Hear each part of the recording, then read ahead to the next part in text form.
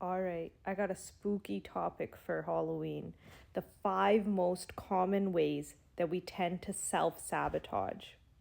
There tends to be some common themes or patterns when it comes to the presenting issues that a lot of clients come to therapy for. The number one most common problem, I'd say, is procrastination or perfectionism. Now, traditionally, people who procrastinate get dubbed as lazy or unmotivated or lacking discipline. But here's the interesting thing, it's not that they don't care enough, it's that they care too much that the task at hand creates anxiety inside because they want to do it perfectly. Here's how procrastination and perfectionism are actually buddies. So they're not able to get themselves to get the executive functioning part of the brain going quick enough to get the ball rolling, to get the task done. Essentially, when you feel like there's so much pressure for the task, even if it's something seemingly mundane like getting the dishes done, you're so used to wanting to do things perfectly that it creates too much anxiety to feel like you might fall short or it might take you longer than you want it to.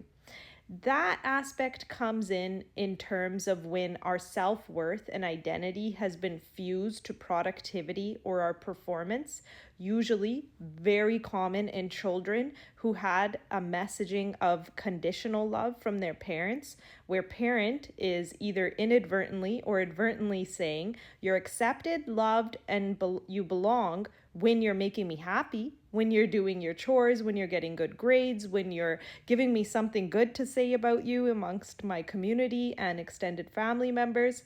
But then the love is withdrawn if you displease them.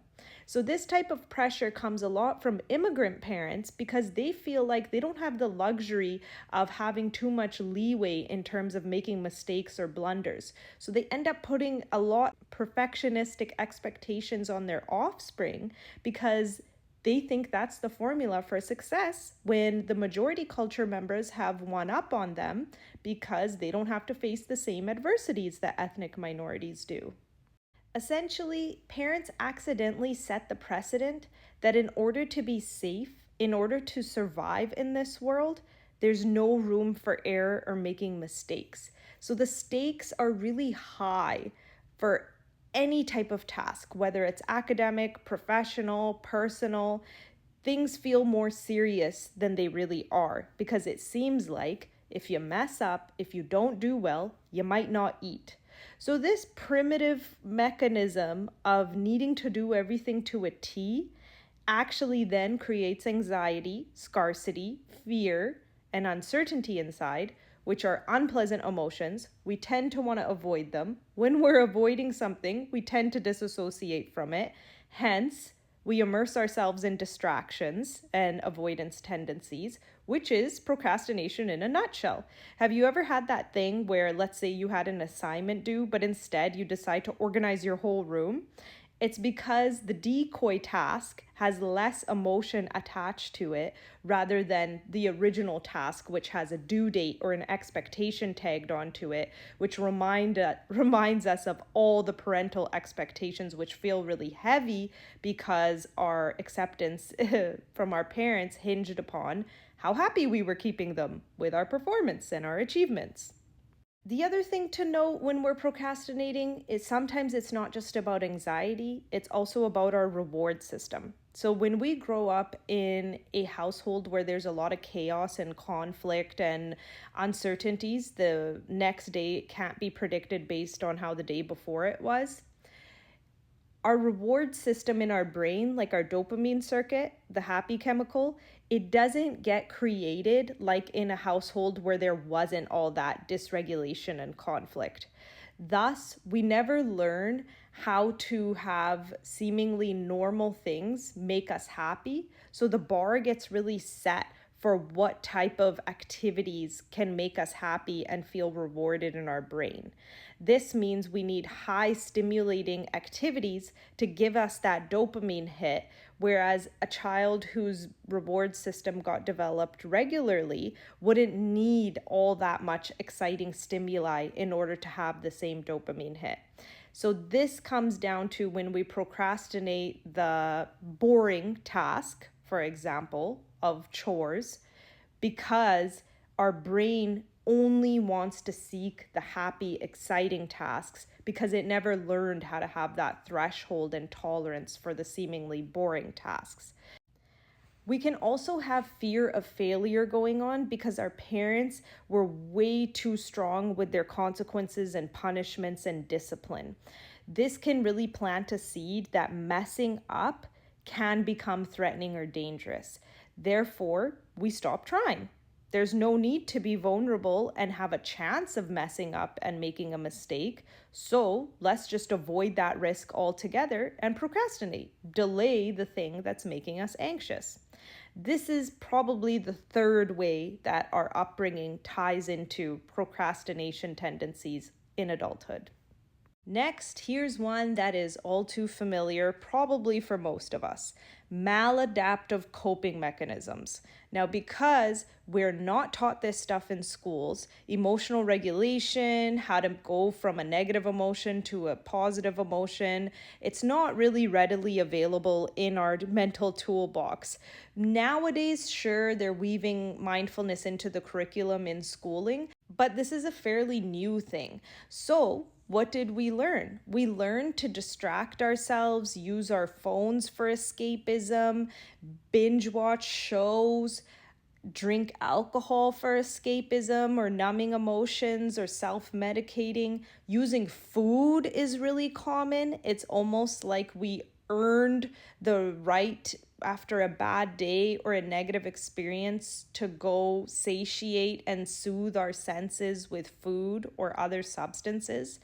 But this is a little bit of self-sabotaging when we're not diversifying our toolbox and we're leaning on things that give short-term happiness, but then in the long term, in the big picture, these are quite harmful tendencies and maladaptive coping strategies. Let's say we're using shopping as a maladaptive coping mechanism. That's not going to be good for your bank account. It's also going to reinforce addiction circuits in your brain because now the brain feels like the only way to feel better when you're feeling bad is to go purchase something. So it's a very self-reinforced cycle. Shopping, phone use, using food as coping, using alcohol as coping. All these things in our wise mind, we know they're not good for us, but what else can we do? We can't blame ourselves for the information we don't have, and life is stressful and hard. So naturally, we lean to the normalized thing. We lean towards the things that society hasn't quite acknowledged as harming us more than helping us. But if we pause and start to analyze our patterns, we might recognize that these coping mechanisms keep us from sustainable happiness. These coping mechanisms are the thing that are having too many negative consequences in the long term. They give short-term benefit, long-term harm. Where do these come from? It's modeled behavior. What do we see our families do to make happiness, to create a better evening from their long, hard day of work? They'll order in pizza. That creates a lot of excitement in most of our homes. Moms will often cope with marital dissatisfaction with lots of shopping. It's a distraction. It makes you happy when you're swiping your card. Later on, you might regret how much you spent, or you might realize it's wastage and you're hoarding. A lot of times we see our fathers and sometimes our mothers consuming a drink as a stress relief. So whatever's modeled to us, we tend to think it's normal. Also, just a side note, this morning I was taking my kids to school and I had a moment of feeling this uncomfortable ick, hearing the radio show host talk about how excited they were to go have a night out of drinking. So if you think about how normalized and how this messaging starts to come into your children's brains from a very young age, that alcohol is the thing that makes you happy.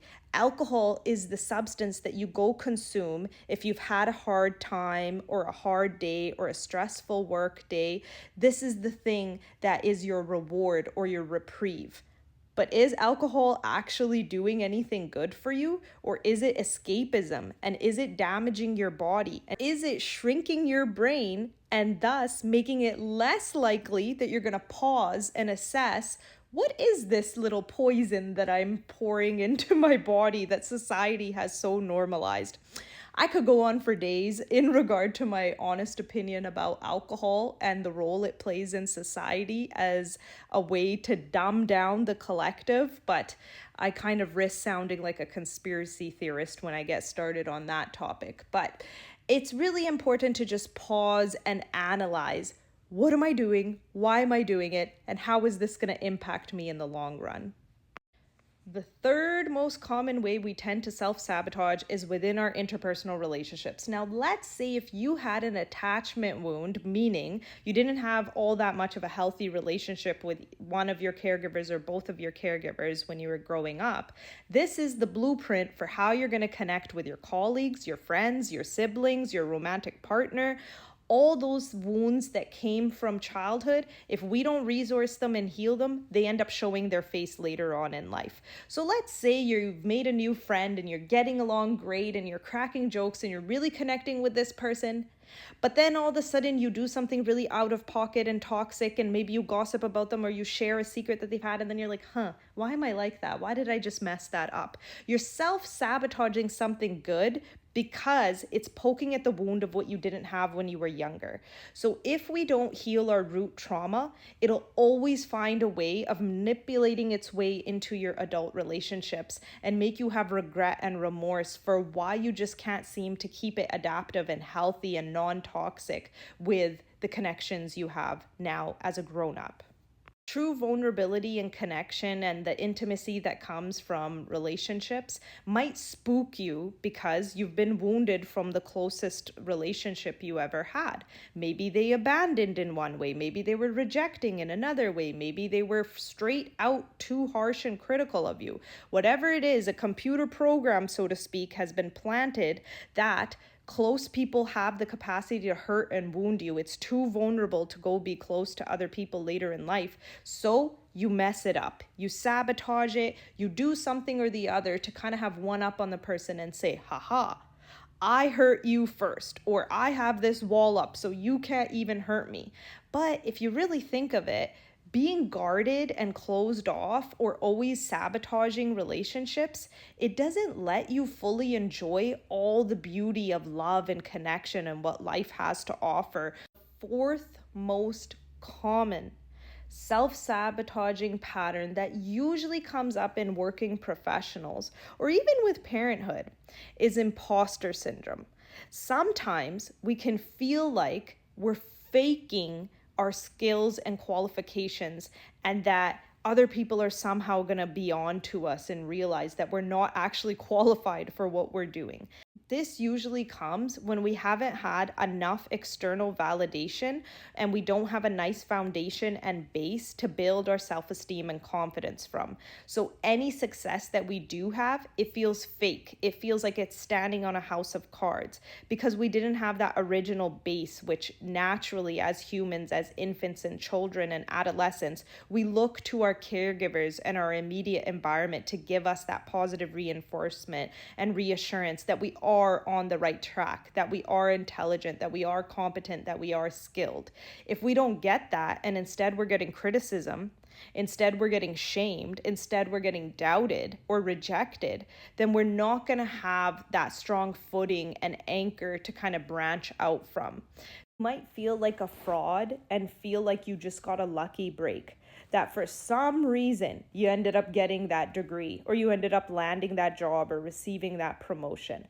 But we'll always have this doubt or this rejection of the reality in front of us until we go back and tend to all the times we felt shamed, ridiculed, rejected, or inadequate for whatever reason.